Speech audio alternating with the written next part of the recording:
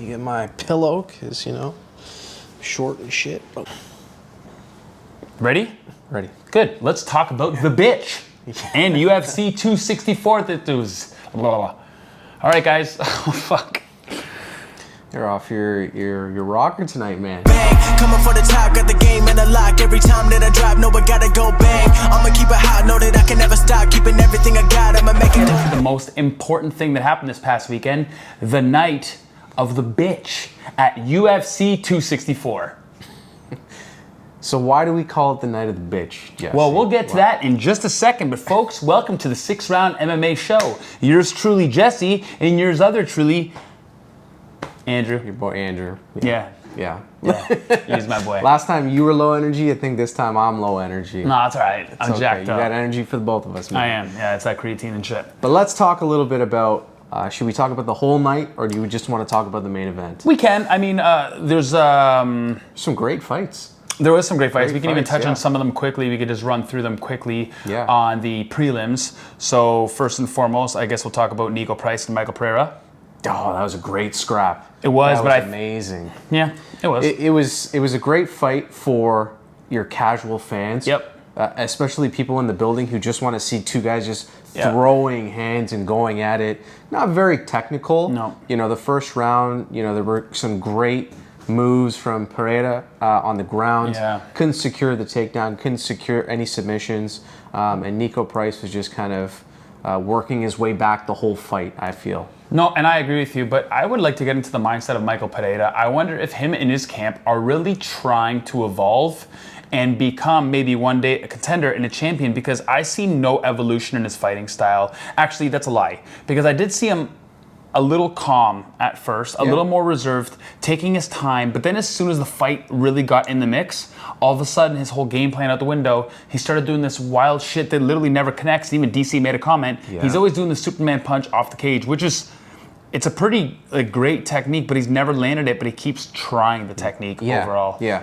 And it's sad. And then the backflip thing, like, it's fun and cool, and I guess it'll make a huge highlight, but I think that... It's not very effective. No, and I think that waiting for the highlight, if it ever happens, will really be downplayed by the fact that he's like 0 for like 100 of the attempts. So it's kind of cheesy in that way. But yeah, that fight really showed me that there's really no evolution there, and I don't think these guys will ever be top contenders. Mm-hmm. Yeah. Nico Price definitely needs to work on centering his... It's a tough word for me to find here, because I just feel like he could be great. Yeah. And the thing that makes him so great right now is just his ability to push, his Yeah. ability to be aggressive, his ability to kind of work from behind a little bit. Yep. I don't know, his last few fights, he's just kind of been that scrapper, right? Yeah. I don't know if there's any true game plan when he walks into a fight like this. Entertain. And it's tough to make a game plan with a guy that's jumping off a cage. Yep. But, you know, great win for Pereira. I don't know if I see him going any further past where he is right now, though. Yeah, I'm done cheering for him. I used to be excited to watch him, and now I'm not really excited. The only reason why I was excited because I knew Nico Price would be a dog in there and try to make that fight exciting. I was pretty bummed out about the Carlos Condit fight, just because I think Carlos Condit really needs to come to terms with his career and just end it. Not that he's still not a fighter, but he is a very slow starter. Yes. And you have to be a little quicker starting in those 3-round fights if you want to ever get a 5-round fight again. Because you have to make a point in those 3-round fights. You're never going to get a 5-round fight again. First of all, you lost. Yep. But second of all, you're just not pushing it, and you wait too long. And that's kind of why guys like Nate Diaz like 5-round fights, is because they take too long to get started, but once they're started, they're dogs. Yeah. But that doesn't cut it in 3-round fights. So I think Carlos, in my opinion, is done, but I think they're keeping him around just in case that Nate Diaz and Robbie Lawler thing does happen, and maybe maybe one of those guys can set up for a fight for Carlos Condit. Well, I would like to see Condit in more fights with OGs. So the Nate Diaz's, the older guys that have been around for a long time. I don't know if Condit can still stick with the younger crowd. And we saw Max Griffin just tee off on him right away. Not tee off. I mean, he was landing great kicks. He was just pushing the pace. Dropped off towards the end of the fight just a little bit. but really didn't seem like he had any issues with anything that Conor kind of threw at him that night. And it shouldn't be that easy with fighting a vet like that. No. But yeah, I just don't think Carlos Condit's a natural-born killer like he thinks he is anymore. Main card. Yeah. Okay. Yeah. So this first fight was a lot of fun. Sean O'Malley. Right, and Chris Moutinho, the Portuguese guy that just came from Cage, I think it's Cage Fury. I think he came from it. Anyways, he got called up in like 10 days short notice, right? Yep. Because his last fight before, he just fought, and I think it was like May 28th was his last fight. I think it was at Cage Fury in 96, if I believe, because I was watching him and I was trying to be a fan and be sold by him, but I just can't be sold by him. Everybody's on his dick about how he performed, like, yo, he's a sick warrior. But the thing is, So like, tough and yada yada yada. yeah, but like, see, I think of it differently. I mean, he can walk forward and take an absolute beating for sure, but he has like a God-given chin that he's obviously not training for. So he gets praised the fact that he can just stand there with his hands down and take a beating for 3 rounds, and people are praising him, and it just like, it's weird because you realize that if he had no chin, he would be nowhere in the MMA world because he's not good. He's just not. Like, I'm not trying to offend like anybody. Well, it's just a fact. He's not good. He didn't do anything. I think Sean O'Malley landed like 235 friggin' It's techniques. a crazy stat. Very crazy stat. And he just walked forward the whole fight, which is great. Which is great. You can be a human punching bag if you want to. And we used to see that a lot with a lot of the older guys. Chuck Liddell would just take damage. Damage. And you think you're going to get a win that way just because you're so durable. But I think DC said this, you're only taking as many shots until you don't, until that one just hits you and you're out. And I think Sean O'Malley hit him with a very hard shot in the first round. I think there's about 10 seconds left, and he jumped on a submission, jumped on the guillotine, or the guillotine. And had he kept throwing, I think, a bit more ground and pound, I think the fight would have been stopped. And I think that was just a bit of a misstep from Sean O'Malley, but you can't blame him, right? The opening was there, and he did have a tough time getting him out of there, but, I mean, an easy fight in Sean's book. It was, and people are, like, hating on Sean, like, even Cody Garbrandt. It's like, oh, I'm not taking a fight with you. There's levels to this. But, I mean, he did crush Thomas Almeida, and he did crush previous title contender in Eddie Wineland and a previous WEC champion. Like, he is the real deal. Like, I don't think even like Cody Garbrandt could have put away Chris Moutinho. Would have beat the shit out of him. But I think this guy has an unprecedented power in his chin that you just can't train. And I kind of feel bad for him because I do think he's a fighter that as soon as he gets knocked out, he's never winning another fight again because that seal is broken and you're just going to get tuned up every fight because his skill set is just not there. At all. It's great that he got the extra $75,000 to like help out his family and stuff like that, but that was that was crazy. Fight of the night bonus, right? The $75K. Okay, so where does Sean go from here? He called out Dominic Cruz. Called out Cody Garbrandt.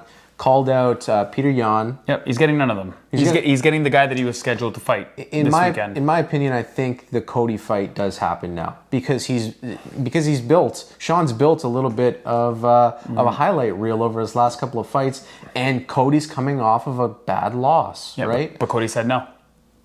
Cody just said no, so it can't happen. There's no story like, oh, there's levels to this. So there's no story now because I think it's just broken just by that. Do you think it was an early stoppage? Do you think it should have stopped?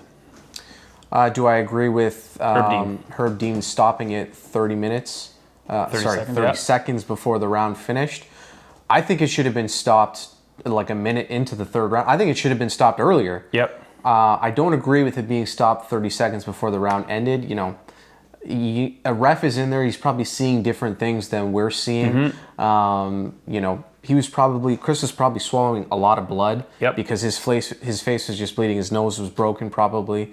I don't agree with it. What do you think? I'm like indifferent because like the thing is like we're not the refs, right? And I think Herb Dean. So even Dana White said at the press conference, I think it should have been stopped way earlier, so I have no problem with the stoppage. At the same time, like I kind of agree with it too, because from a selfish standpoint, you want it to go to decision. So you're going to allow him to take 30 more shots, which could like, people have died before. And in MMA, people have been, you know, they go home and after a beating like that, they go rest and they never wake up. And the thing is, I think Herb Dean stopped it because I think he was aware that he should have had already stopped it. And I think he was feeling guilt. mixed emotions, and he just called it right away because he was landing too many shots. And so I kind of feel bad for him. Chris Moutinho had no business being in there anyway. Yeah. Like, it's true, but Sean O'Malley even said, like, you probably saved a couple years off his life. But as a fight fan, as these boneheads sitting in the crowd, they're just like, let him die on his shield, right? Forget it. I think it's that type of mentality that some people are thinking, oh, why stop at 30 seconds? But at the same time, it should have been stopped 3 minutes, 4 minutes earlier than it should have. So I don't agree with the timing of the stoppage, but I agree with the stoppage. Yeah. For sure. Yeah. Absolutely. Well, Irene Aldana. Yeah. Yana Kunitskaya. Yeah. Hi. Hi. She had a weird one. No, that's more like Holly Holm. Like, Yana was like, Closing the distance. I don't think I've ever heard her do this before. Has she? no, it's a new thing. I think she's watching some Holly tape. She's like, oh, wait a second. If I go, I could do it. And she could not do it.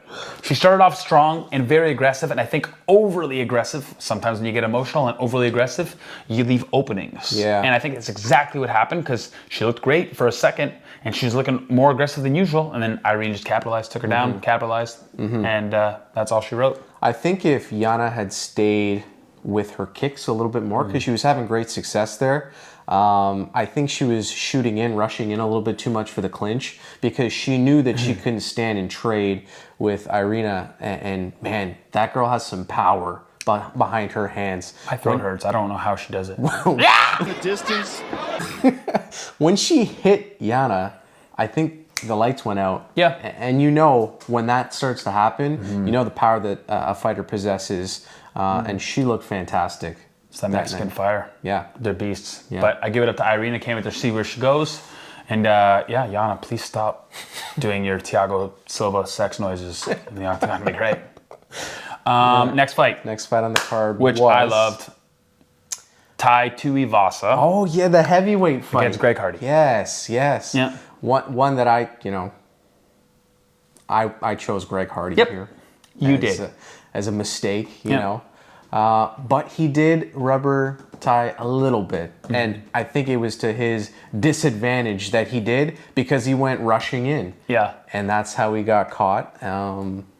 But Tai, man.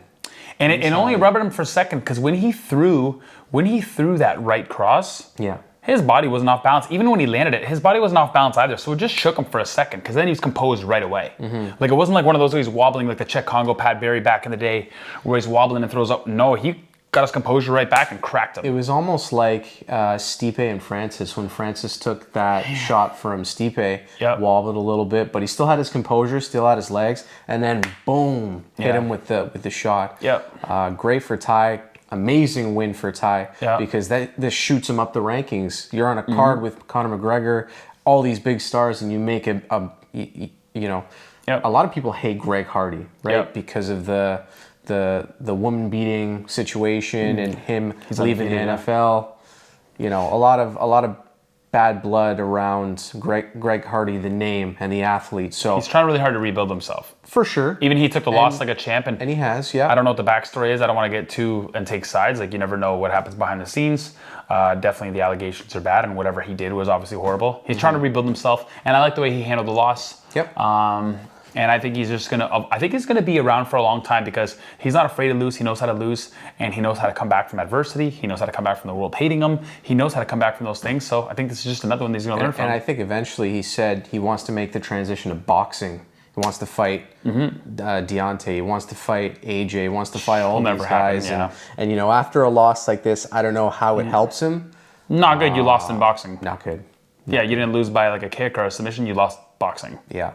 So like, it's a tough one. You would die. Hats off to Tai. That was a great win, man. Nice shoey after too. Great. Oh, he had a ton of shoeys. He did like 4 or 5 in the crowd. Like you're drinking.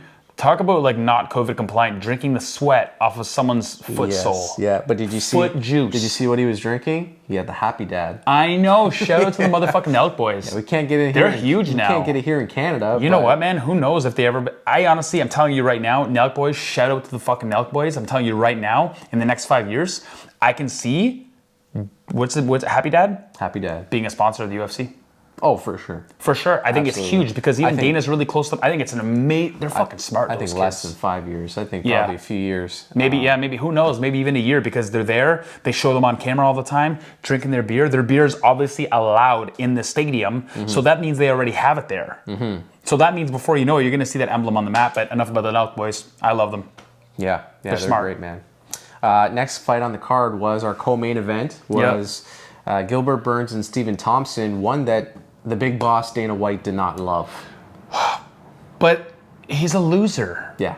He's a loser because it was a mixed martial arts fight, and I'm sorry, but we both called it going to decision. Oh, for sure. Yeah. But you knew that fight was going to be like that. They're stylistically completely different. One's a counter fighter. The other one's likes to strike, but predominantly jiu-jitsu. Downplaying the victory of Gilbert Burns when he took Stephen Thompson down 3 times, which someone hasn't done in 8 years. They say 8 years, I think it was. Something like that. But it's bullshit. And he controlled him for most of the fight too. Yeah. And whenever we've seen Wonder Boy lose, usually it's a boring fight because that's what you have to do against Wonder Boy. He's just such a threat on the feet. That's what you have to do. You have to control him. You got to take him down, disable his weapons, and that's his striking. And the thing is, he just lost the title fight, Gilbert Burns, so he's right there in the mix. He's not going to gamble it and try to prove something to the UFC. No. They already know how great he is. Yeah. So, I mean, not to say he was trying to make it boring, because I really enjoyed the fight, but he was doing the smartest way possible to win, and that's what you have to do. You have to do that. Fighting somebody that you never fought before, a karate guy, you've never fought a karate expert before, it's difficult. And I think he did what he did. I'm very happy for Gilbert. Obviously, Stephen Thompson, like always, the true gem of MMA, just took the fucking loss on a chin. Such an amazing person, man. So does Burns get the rematch now? No, I don't think so. I mean, Colby Covington's obviously on the radar, on the table for the next fight for the rematch. But does Burns wait? Does Burns fight who? I mean, we have Masvidal, right? Yep, but we also have Colby because Kamaru doesn't want Colby. Yeah. And I think he's doing that because he wants to agitate Colby. I think eventually that fight gets signed. It will, And but I think mean, it gets done. It's good to like aggravate Colby. Oh, It's yeah. really good, and it pisses Yeah. him off, right? Yeah. Throws him off. You want it? Come and get it. That's more time you can say, I broke your face, right? I love it. I love it. So I want to see that fight again too, but I think that's why they're doing it. Yeah. Tough loss for Wonder Boy though. Yep. Because ultimately, if this was the one for him to win, Yeah. to get that title shot, it would have been great, Yeah. right? Unfortunately, he has to go back to the drawing board, and we're not sure where he falls now. So, tough loss. I wanted him to win. Yeah. Definitely did. Well, I had Gilbert winning. I was actually 5 for 5. You were, yeah. Yeah, you were. Yeah. That's I know what I'm saying. Yeah. That's what I'm saying that. I'm just confirming. Sick. The main event. Yes. Before we get into it, this one ended in an anticlimactic way, right? So walk me through the first round, okay? So didn't touch gloves. Herb Dean calls them in close. Let's go before that. You want to go before that? You want to do the walkouts? I do because Yeah. I was nervous about this fight because I hate Conor. Of course. My nerves started to go away when I saw Conor come in the ring because I've never seen him that angry before. Yeah. Every time he gets angry or loses at a press conference, loses at a weigh-ins, he's already defeated because he's mentally not Conor McGregor anymore. He's fucked up. He's pissed. So now you can continue. I just want to start from that because I think that was something you've never seen from Conor before. Yeah, and I thought that it was more of that act, the notorious act that he puts on. And I think that was him just truly angry. Yep. And we saw it after the fight too, which we'll get to. But walking into the cage, he's pacing back and forth. They come to the center, don't touch gloves, right? Obviously, they're both a little bit angry at each other and they're going to scrap. Don't touch gloves, bell rings, what happens? Gets in there, they engage, and Conor starts using leg kicks. Yeah. Which he did not utilize in the rematch, right? He was doing a great job, but he was kicking in the wrong spot, in my opinion, because he saw the calf kicks were utilized, so he wanted to utilize them, but he was kicking him in the quad. He's kicking above the knee level, right? Yeah. Which you can endure a lot more of those than you can in the calf. But then Dustin checked one and gave him one in the calf. Yeah. And that Gave him one hard in the calf that picked up his leg, And then from there, everything fell apart because even though Conor's an idiot, we'll get to that in a second, but Dustin landed a massive, I know Conor caught him with a punch, but right after that, Dustin landed him with a huge combo that really startled. Conor, pushed him against the cage, and that's when the attempt of the guillotine happened. Yeah, and I think because Poirier was having so much success on the feet, Conor engaged in the clinch. He engaged in the grappling and eventually made his way over to the cage and jumped on the guillotine. I don't want to say... Thank you. Got you, bro. I'm just getting a little emotional, you know? Yeah.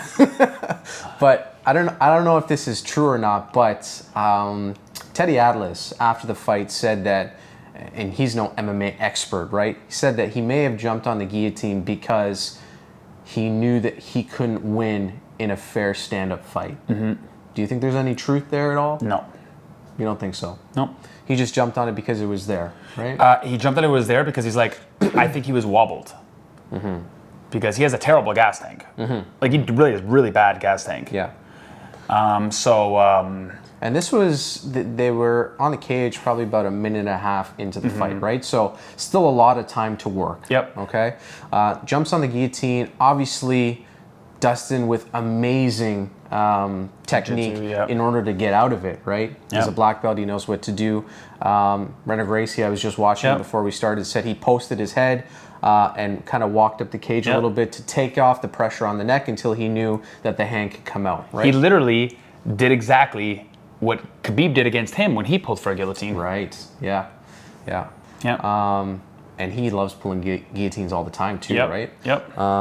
So made his way out, and then just absolutely started to go to town on Conor, ground and pound. Conor threw a couple good elbows, and that really pissed Dustin off, and Dustin started lighting him up. Yeah, and then it was just kind of like that back and forth for a few minutes. Dustin got hit with a bit of an up kick, which I think is being embellished a little bit by the commentary team, because I don't think it hit Dustin It didn't as even- good as the camera shows it. I think he just dropped down and continued putting in work. And then Dustin... That kick would have rubbered him. Yeah. But I think the reason he was so successful with the kicks was because he was grabbing the gloves, which he did in the Khabib fight as well. Hand on the inside of the glove. And you can't really go anywhere when someone's doing that, right? So... Well, it's scientifically proven that the reason why he did that is because he's a piece of shit. As Dustin would say, he's a dirtbag. Yeah. He's a dirtbag. Yeah. So they... And for anybody who says anything different, they can literally kiss every part of my asshole. My whole asshole. Effective. And everybody booing, you can kiss my whole asshole. Man, I love Poirier. I love Dustin, man. Yeah. And then the punch, and then he got up, they separated, he let him up because the glove grabbing. Yeah. Let him up. Conor was pretty much wobbled on their feet. And, just gassed. I wouldn't say he was rocked. Like, he was just really gassed. And they each went for a punch, missed, and on the punch, the foot twisted and ended up breaking. So I did see this, and Joe Rogan just posted this on his account. It was actually on, not a check. Poirier thinks it was a check. Conor actually threw a teep to the body and hit Dustin's elbow. And I think that's where the break happened. Could be. And then him rotating on the foot snapped the tibia right in half, right? Clean break. And so that's where we're at, right? And now the aftermath. I have never witnessed a more piece of shit. And it's like funny, but like now it's not funny because it's like piece of shit. And did you see the new video that emerged that says, "I'm gonna get you and your wife in your sleep"? What? No. I promise you, I have to send it to you. He goes, "This isn't over. You and the missus in your sleep, you're gonna get it, both of you." No. I promise. When he was sitting on the cage? I promise. When he was in the cage? From another angle, they have it too, and he says that we got to find that after. Yeah, because Dustin did say that before they were queuing up for the Rogan interview in the cage, that he was yelling some things at him.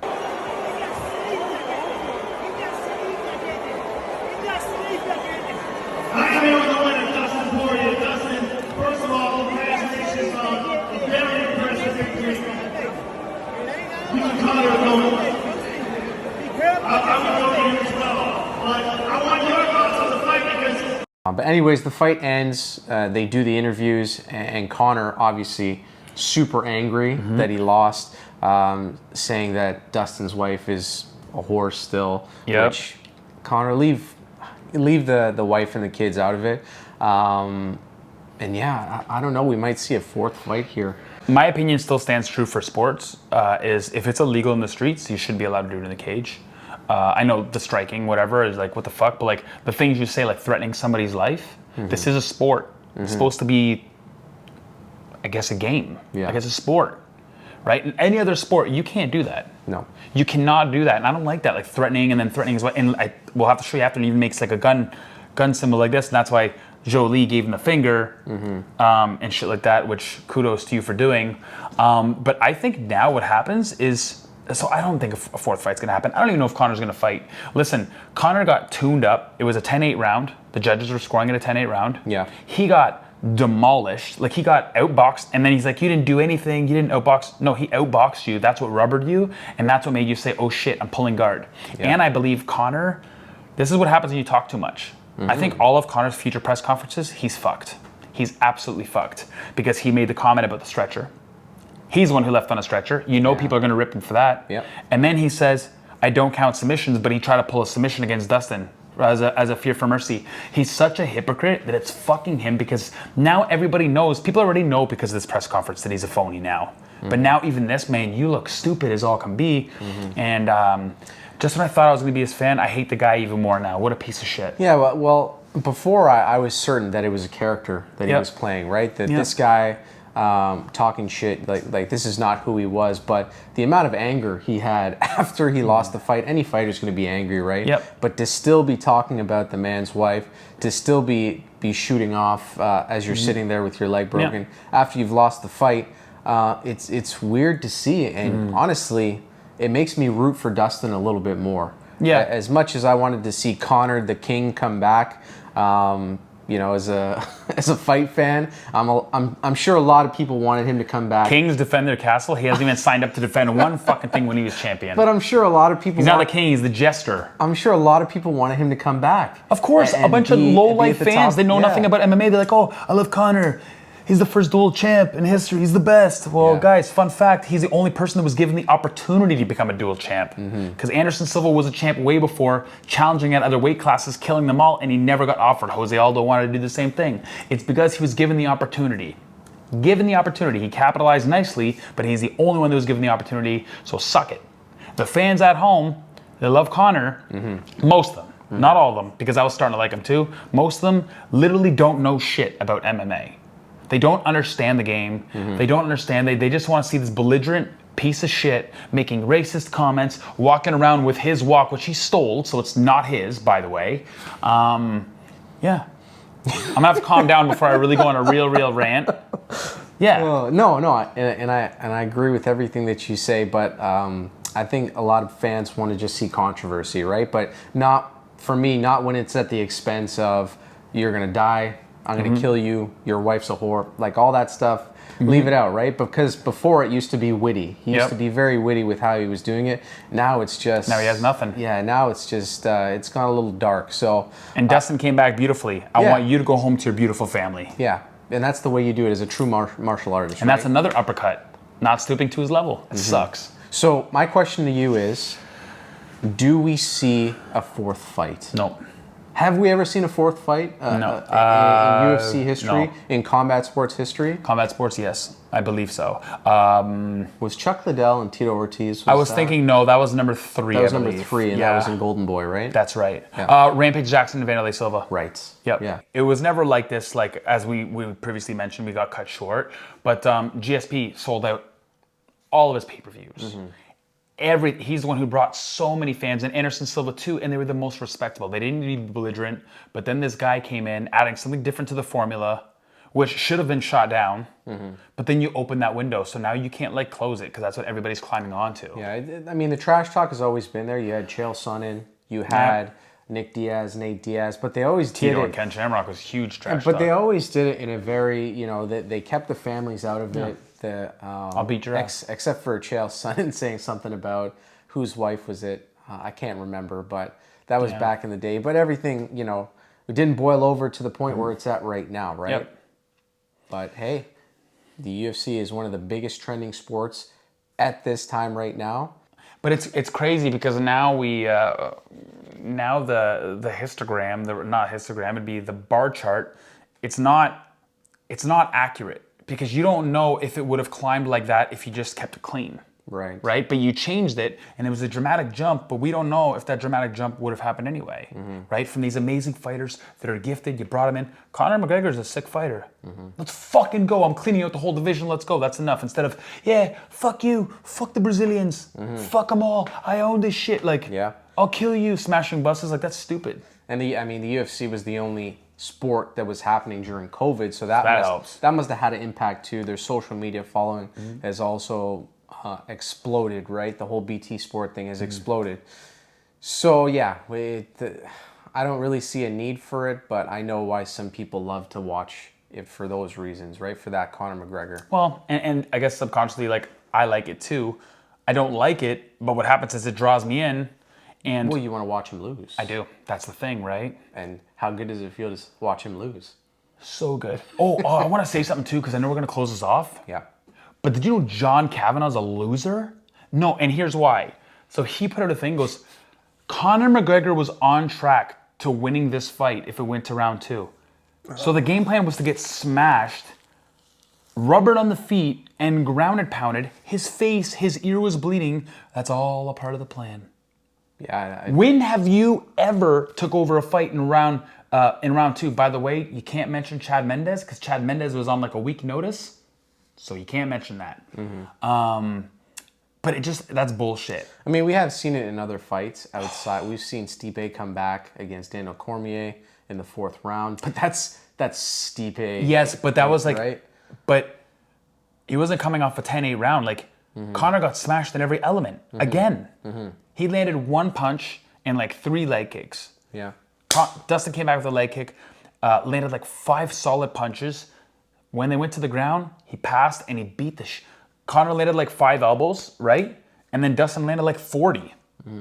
Like so many elbows, just grounded, pounded the shit out of him. Yeah. And John Kavanagh's like, yeah, he was on track. Listen, that's why you train people like fucking Dylan Dennis and Arlen Lobov who are fucking losers. Yeah, what that tells me is that Conor has too many yes men in his camp, because if any other coach was to watch that fight and to comment about it, they would have said, yeah, Conor, we needed a better game plan going into round 2. Round 1, kudos, hats off to Dustin. That's what any coach, any head coach watching that fight would have said. I don't agree with John here. No. You know. Oh, John doesn't agree with John. He's saying it to still try to sell the hype to hopefully keep 4 on the radar. Yeah. Right? Yeah. But it's bullshit if they get it right away because it's dumb. Like it's dumb. And to be honest, I don't even know if Dana White's gonna want it, because even Dana White at the press conference, he's like, yeah, like Dustin was clearly winning the fight, and he doesn't like saying that about Conor. And I think he's really disgusted about Conor's comments too, which he said. So I don't know. I hope he comes back. Actually, I hope he doesn't come back. But if he does come back, I hope he really, really gets just like anywhere from rank 6 to 10. None of these like top 2 guys. No, because he doesn't deserve it. He hasn't deserved it for a year.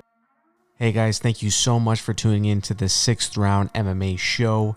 Sorry we had a little bit of technical difficulties towards the end here, but please remember to like, comment, subscribe.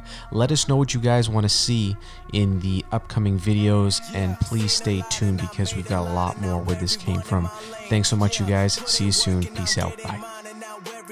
Bang, coming for the top, got the game in a lock. Every time that I drop, no, I gotta go bang. I'ma keep it hot, know that I can never stop. Keeping everything I got, I'ma make it go bang. Better than the best, I'ma tell it with my chest. I don't got no time to rest, now they know what I'm saying. Everybody know I'm coming next, I'ma leave it in a mess. If they wanna test, I'ma make it bang. Step into the mind of a young man with